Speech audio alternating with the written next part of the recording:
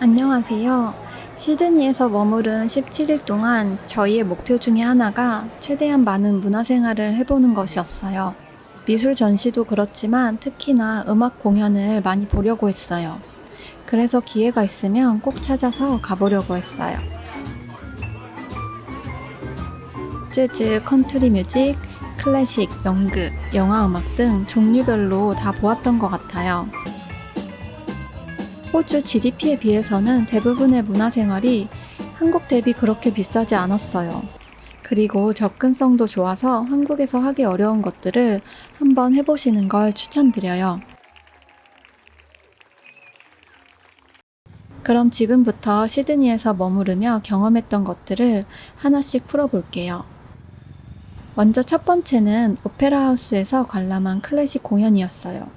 시드니 가기 전 한국에서 오페라 하우스 홈페이지를 방문하여 마음에 드는 공연을 골라서 예매했어요. 저녁 8시에 하는 쇼팽의 피아노 곡을 연주하는 클래식 공연이었어요. 예매할 당시 남아있는 자리 중에서 저렴한 표로 구매했고 1인에 32달러였어요.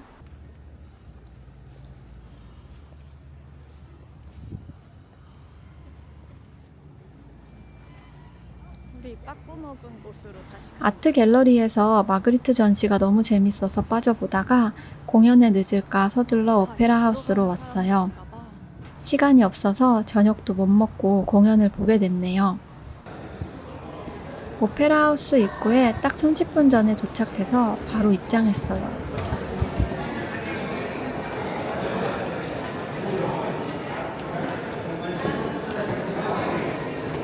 백팩이나 크기가 큰 가방은 가지고 들어갈 수 없기에 짐은 맡기고 들어갔고요.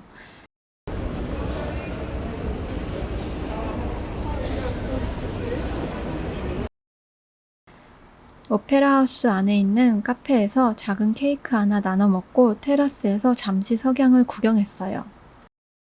저녁 먹을 시간이 지난 시간이라 배가 조금 고팠는데 오페라 케이크 하나 먹으니 당 충전이 500% 됐어요.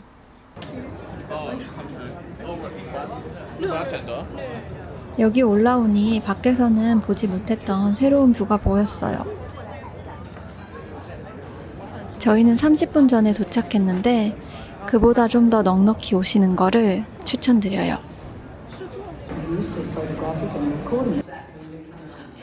공연장 올라가기 전에 화장실은 요 계단 아래 있어요.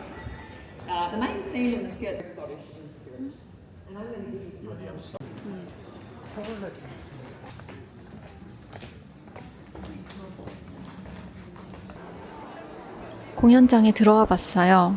규모가 어마어마하고 내부 경사도 엄청 가팔랐어요. 그 덕분에 시야가 가리는 게 하나도 없었고 편하게 관람할 수 있었어요. 오늘 제가 볼 공연은 피아니스트 잉그리드 플리터가 시드니 교향악단과 함께 쇼팽의 피아노 협주곡 등을 연주하는 공연이었어요. 자리가 거의 가장 끝자리다 보니 오히려 콘서트홀이 한눈에 내려다 보여서 이 또한 좋았네요. 리허설 후 공연이 시작되었고 약 1시간 정도 공연을 보았어요. 공연을 모두 다 보면 10시 이후에 너무 늦게 숙소에 도착할 것 같아서 아쉽지만 2부는 보지 않고 숙소로 돌아가기로 했어요. 오페라 하우스 테라스에서만 볼 수 있는 뷰예요. 아까 잠시 케이크 먹은 그 테라스도 그렇고 여기도 그렇고 오페라 하우스에서만 볼 수 있는 뷰가 있으니 공연 전에 미리 도착해서 여유롭게 구경하고 사진 찍는 시간이 더 있으면 좋을 것 같아요. 클래식 공연이라 약간의 지루함도 있었지만 언제 또 오페라 하우스에서 공연을 보겠어요. 제가 예매할 당시 클래식 말고 오페라 공연도 있었으니 취향에 맞게 선택하시면 될 것 같고요. 가장 저렴한 좌석이라도 이렇게 한번 경험해 보는 게 좋지 않을까 싶습니다. 시드니 가기 전에 오페라 하우스 웹사이트는 꼭 한번 확인해 보세요.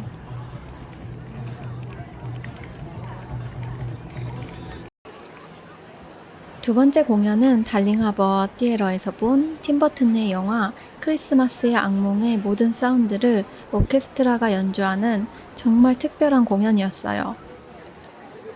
저희가 묵은 방에서 ICC 시드니 건물이 보여서 궁금해서 찾아봤다가 이런 공연이 있다는 걸 알고 너무 흥미로워 예약을 하게 되었어요.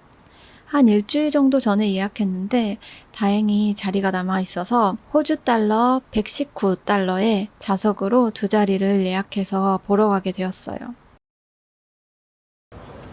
119달러 정도면 10만원, 11만원 정도 된다고 생각하시면 될 것 같아요.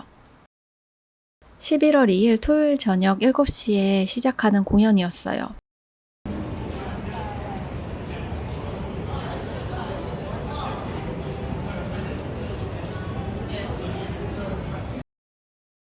여기도 들어가기 전에 부피가 큰 가방은 클락룸에 맡겨야 했고요. 안쪽에 간단한 간식을 파는 매점도 있었고 역시 팀버튼 공연이라 그런가 찐 팬들을 몇몇 볼 수 있었어요. 메인 캐릭터 잭처럼 해골 분장을 하고 오신 분도 계셨고 호러 컨셉으로 화려하게 드레스를 입은 분들도 있었어요. 중앙에 있는 화면에서 영화를 상영해 주었고요. 캐릭터들의 목소리를 제외한 모든 사운드는 오케스트라가 연주했어요. 리허설 후에 공연이 시작되었고 영화의 오프닝 시퀀스부터 오케스트라 연주로 시작되니 정말 신선했고 너무 신기해서 약간 소름이 돋았어요. 찾아보니까 가끔 어떤 공연은 목소리까지 직접 연기를 해서 진행하더라고요. 저희가 본 공연은 목소리는 녹음된 사운드라 조금 아쉬웠지만 그 외의 모든 사운드는 다 연주여서 정말 신기했어요. 매주 토요일 저녁 9시에 이 바로 앞 달링 하버에서 하는 불꽃놀이가 있거든요. 그래서 이 공연을 보고 피어몬트 브릿지를 가서 불꽃놀이를 보려고 했어요. 영화 상영 시간도 1시간 20분 정도이니 딱 맞겠다 싶었는데 공연도 한 10분 정도 늦게 시작했고 중간에 인터미션도 있어서 영화는 다 끝났지만 엔딩 크레딧이 있어 연주가 계속 이어지더라고요. 그래서 8시 45분쯤 중간에 나오게 되었어요. 가방과 짐을 찾아서 밖으로 나왔더니 불꽃놀이를 기다리는 사람들로 가득했어요. 그래서 피어몬트까지 가지 않고 이 앞에서 보기로 했어요. 근데 중앙 부분에만 사람들이 많았고 사이드에는 그렇게 많지 않아서 공연을 좀 더 보고 나왔어도 됐겠다 싶었어요. 조금 있었더니 저 멀리 피어몬트 다리 너머에서 불꽃놀이가 시작되었어요. 이거는 뭔가 다른 이벤트가 있었나 봐요. 좀 더 기다렸더니 바로 앞에서 또 다른 불꽃놀이가 시작되었어요. 사람들이 불꽃놀이를 보고 많이 실망했다고 해서 첫 주에는 굳이 여기까지 안 오고 숙소에서 보았던 건데 저와 남편의 경우에는 이 폭죽을 바로 눈앞에서 보니까 어마어마한 폭죽 소리와 울림 때문에 체감되는 크기는 훨씬 더 컸던 것 같아요. 영상으로는 그렇게 크게 보이지는 않지만 실제로는 폭죽 제가 제 눈앞으로 떨어질 것만 같은 느낌이었어요. 그래서 꼭 시간이 되신다면 여기 오셔서 불꽃놀이 보는 것을 꼭 추천드려요.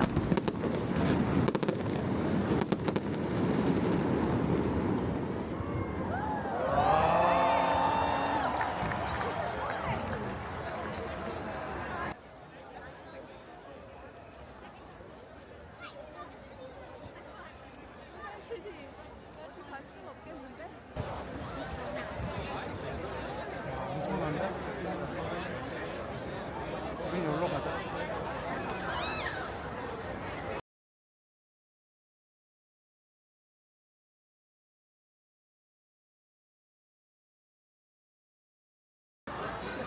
ICC 시드니나 달링 하버 티에터 사이트에 들어가시면 다양한 공연 정보를 확인할 수 있으니 여행하기 전에 한번 들어가 보세요. 이런 공연뿐만 아니라 유명한 가수들도 여기서 공연을 많이 하더라고요. 빅뱅의 태양도 여기서 공연한다고 포스터 광고하는 것도 봤거든요. 호주에서 태양 얼굴을 보니 조금 신기했어요.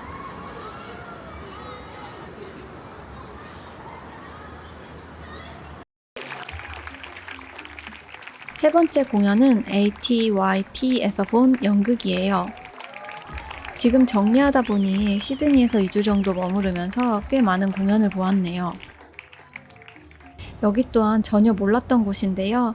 록스마켓 구경하고 파크 하얏트 구경하고 하버브리지 밑으로 쭉 걸어가던 중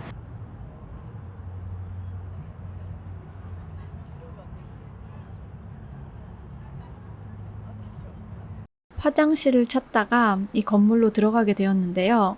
딱 몇 분 뒤에 시작하는 공연이 있더라고요. 티켓 가격도 $20밖에 하지 않았고 뭔가 일본이랑 관련된 주제여서 저희가 영어를 잘 못하더라도 이해하기가 쉽지 않을까 싶어서 화장실 갔다가 표를 사서 보게 되었어요.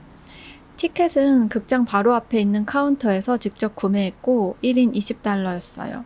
나중에 보니 약간 학예 같은 느낌의 공연이라 관객의 대부분은 연기하는 아이들의 가족들이었어요. 공연 제목은 추루였고요. 호주의 초등학교 학생들이 연기하는 아주 귀여운 공연이었어요. 일본의 미신을 주제로 재밌는 스토리를 연기했는데 역시나 저희에게도 친숙한 이야기들이 많았어요. 예를 들어 1000마리의 종이약을 접어 소원을 비는 것이나 소금상, 미소상 등 얼굴 스타일에 따라 조미료로 분류하는 이야기나 저희에게는 친숙하지만 서양 어린 친구들이 영어로 연극으로 보여주니 정말 색다르고 재미있었어요. 중간중간 춤을 추는 부분이 있어서 환기도 되고 생각보다 연기를 너무너무 잘해서 정말 재밌게 봤어요. 관심이 있으시다면 ATYP 웹사이트에 지금 하고 있는 공연이 있는지 한번 확인해 보세요.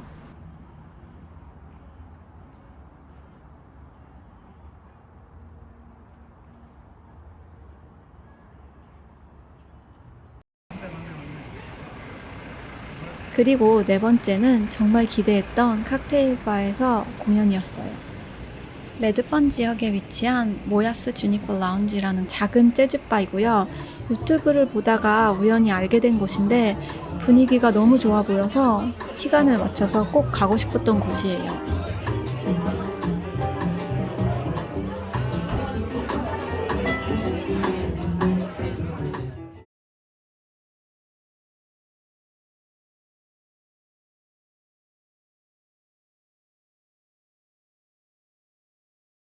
매주 화요일 저녁 8시에 라이브 재즈 공연이 있었어요. 혹시나 일정이 바뀔 수도 있으니 가기 전에 사이트에서 한번 확인해 보세요. 서리힐즈 구경하고 천천히 레드폰까지 걸어갔는데요. 해가 진 시간이라 가는 길이 조금 무서웠어요. 여기는 시티와는 조금 다른 분위기더라고요. 저희는 공연 시간에 맞춰 한 20분 정도 전에 도착했고요. 입구부터 진짜 감성이 미쳤습니다.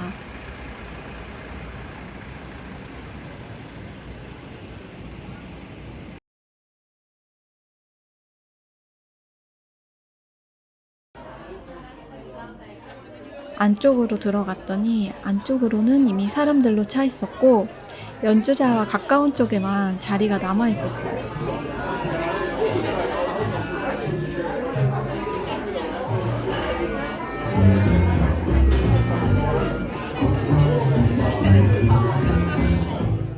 원하는 자리에 앉았더니 종업원 분이 물 2잔과 메뉴판을 가져다 주셨어요. 메뉴판이 이렇게 도톰한 책이에요.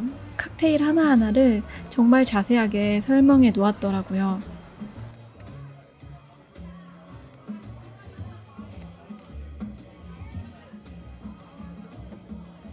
저희는 둘 다 술에 대해서는 잘 몰라서 이 중에서 뭔가 이름이 느낌 좋은 걸로 칵테일 2잔을 주문했어요. 디 아메리카노와 프렌치 75를 골랐고요. 프렌치 75가 상큼하고 약간의 단맛이 있어서 저는 참 맛있더라고요. 8시가 되었더니 공연이 바로 시작되었어요. 이렇게 정말 바로 앞에서 재즈 공연을 볼 수가 있었어요.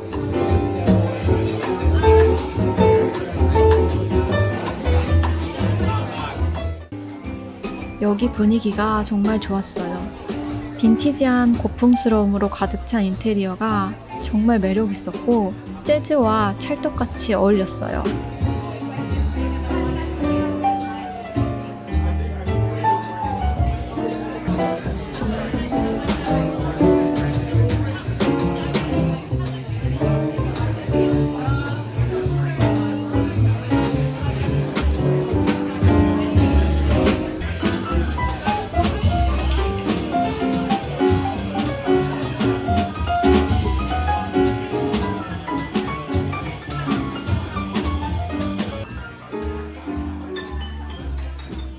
약 1시간 정도 공연을 보았고 아쉽지만 돌아가기로 했어요.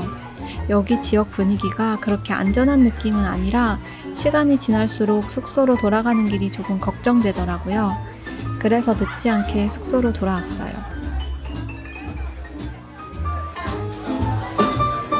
재즈를 좋아하시거나 이런 분위기 한번 느껴보고 싶으시다면 진짜 완전 추천드려요.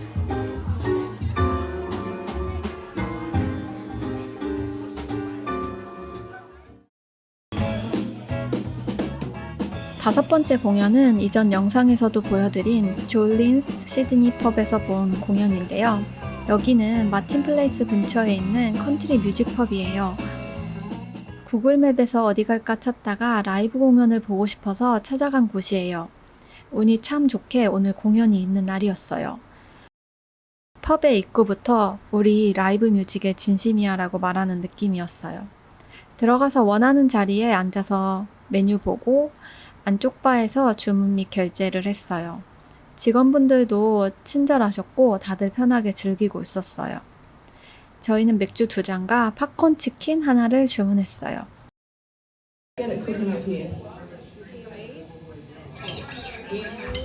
8시가 되자 밴드의 무대가 시작됐어요.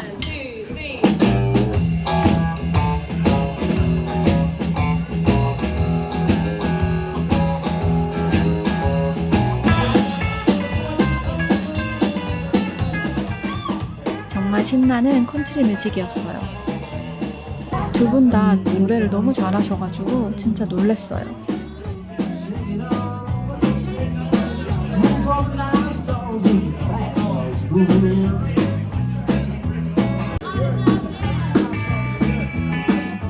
몇 분 지나니 사람들로 점점 차기 시작했고요. 저희 뒤쪽으로는 가족분들이 오셨던 것 같은데 할머니와 젊은 조카가 음악에 맞춰서 춤추고 즐기시는 게 정말 보기 좋았어요.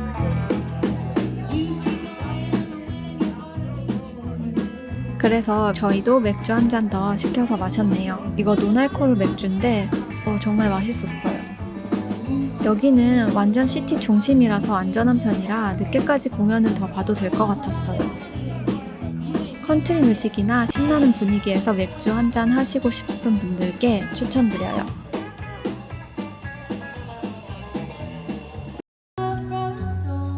마지막으로 보여드릴 공연은 노스 시드니 페스티벌에서의 공연인데요.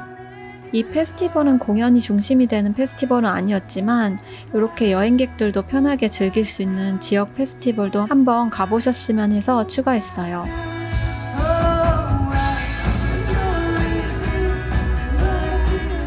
이 페스티벌도 노스 시드니 쪽에 왔다가 우연히 현수막을 보고 알게 되었는데요. 노스 시드니에서 매년 하는 축제더라고요. 작년에는 11월 2일에 오전 11시부터 오후 5시까지 마운트 스트리트 근처에서 열렸어요.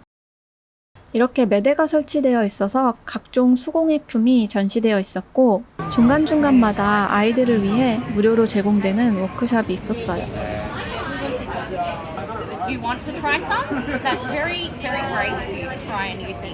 꽤 신기한 것들이 많았어요. Likes to collect roadkill so they don't go to waste and utilise their pelts.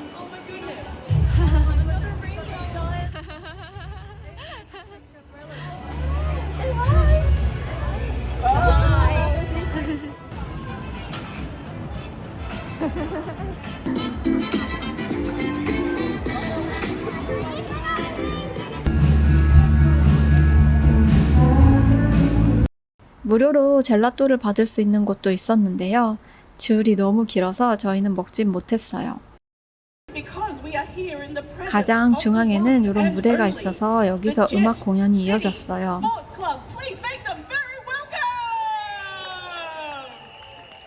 무대 앞으로는 빈백이랑 의자가 잘 설치되어 있어서 편하게 공연을 볼 수 있었어요.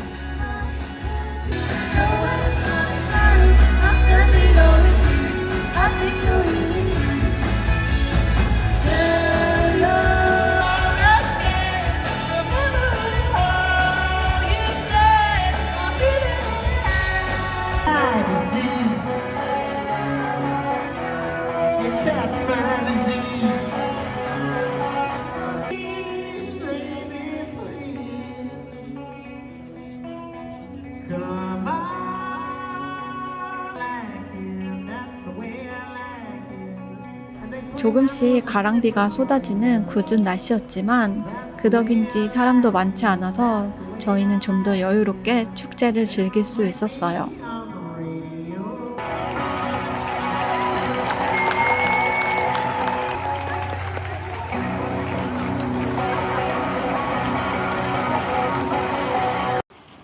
호주에서 여러 공연을 찾아보고 직접 보면서 느낀 점이 있는데요. 한국과 비교했을 때 생활 물가는 정말 비싼 편이지만 한국보다는 저렴하게 문화생활을 즐길 수 있다고 느껴졌어요. 그래서 이런 혜택들 저희 여행객들도 보면 좋잖아요. 이런 곳들 한두 곳 가보시면 여행 분위기도 환기되고 또 여행지에서 이방인으로 경험할 수 있는 되게 특별한 경험이잖아요. 더보기란에 웹사이트 주소들 남겨놓을 테니 시간이 되신다면 꼼꼼하게 찾아서 시드니에서만 경험할 수 있는 특별한 기억 많이 만드시길 바랄게요. 그럼 지금까지 봐주셔서 감사드리고 구독 버튼 한 번만 눌러주시면 아주 큰 힘이 됩니다. 감사합니다.